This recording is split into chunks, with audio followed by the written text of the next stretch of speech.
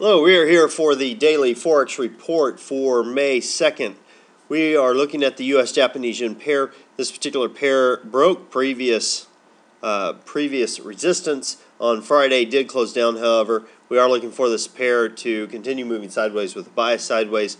Look for it to potentially go as high as 95.07, possibly as low as 93.43. Look for some resistance around 94.35 and look for some support around 93.60. Okay, now looking at the Euro-USD pair, this particular pair closed higher on Friday. Overall, it's getting back into the range where it's thinking about moving sideways, gapped into that range, kind of the heart of that range, is moving lower, should fill the gap fairly soon. Now, we are looking for it to potentially go as high as 133.97, possibly as low as 131.45. Look for some resistance around 133.75 and look for some support around 132.75. Let's take a look at the pound US dollar pair. This particular pair had a fairly large range on Friday, did close down, however. Overall is moving sideways with a bias that is sideways. Look for it to potentially go as high as 154.62, possibly as low as 151.62.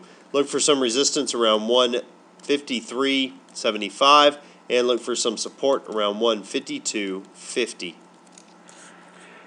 Okay, the US Swiss, this particular pair closed lower on Friday.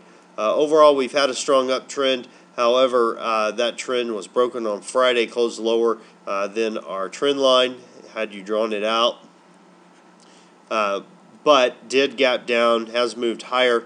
Overall, we'll have to see if it closes below this area of support. If it does, around basically the 1.0720 mark. If it does, we'll be moving sideways overall instead of to the upside. If we close higher, we could be reversing again.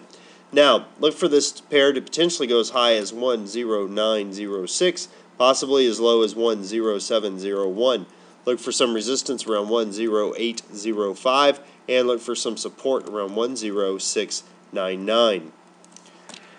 Now, as far as news announcements go, we have the U.S. releasing the ISM manufacturing report for April. That's being released at 10 a.m. Eastern Time on Monday. Consensus is things have dropped a little bit from 59.6 to 59.0. What am I looking for during this next session? Well, the Australian US dollar has created a decent-sized gap trade. Interestingly enough, it headed down further, did break previous support, basically came down to about this support level before turning around. I am looking, if it does come back up, looking to enter at the open and then hopefully looking for it to fill that gap as it moves higher. That's a quick little gain of about 15 pips or so. I'm going to place my stop loss below this low. Well, that about does it for today. Until next time, this is Jason Fielder. Good trading.